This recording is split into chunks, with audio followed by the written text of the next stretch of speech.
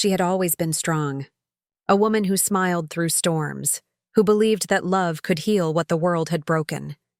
But that morning, something inside her began to die slowly, not with a scream, but with a silence that burned.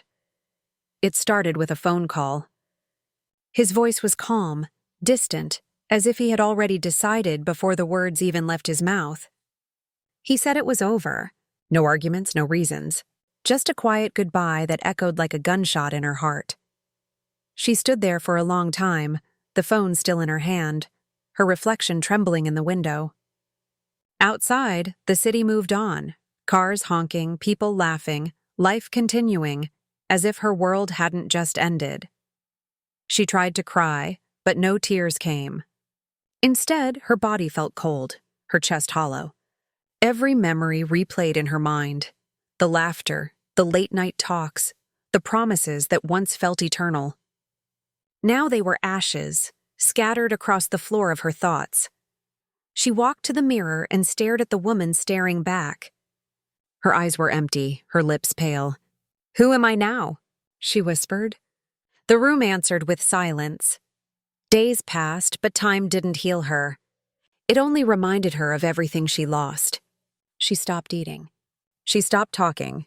Even breathing began to feel like a burden. Friends called, but she let the phone ring. The world outside her window became a movie she no longer wanted to watch. At night, she lay awake, staring at the ceiling, remembering the way he used to hold her. The warmth, the laughter, the feeling of being understood. Now there was only cold air and the sound of her own heartbeat. Heavy, slow, fading. One evening, she went to the old park where they first met. The same bench, the same trees, the same wind brushing through her hair. She closed her eyes and imagined he was still there. For a moment, she smiled. For a moment, it almost felt real. But when she opened her eyes, there was no one. Just the whisper of the wind and the ache of remembering. As days turned into weeks, she began writing letters to him. Letters she never sent. Pages filled with love, anger, questions, and forgiveness. Every letter ended the same way. "I hope you're happy, even if I'm not." Her handwriting grew weaker, her words more fragile. But she kept writing, because the letters were the only thing that made her feel alive. Then one night, she stopped. She placed the last letter on her desk, sealed it with trembling hands, and wrote on the envelope, "The painful end."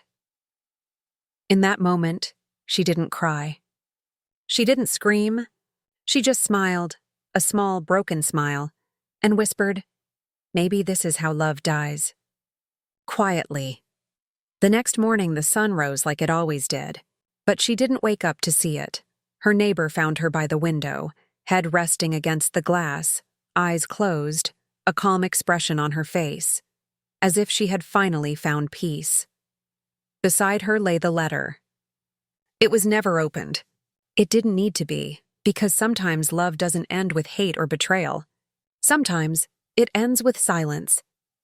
And a heart too tired to keep beating for someone who stopped caring.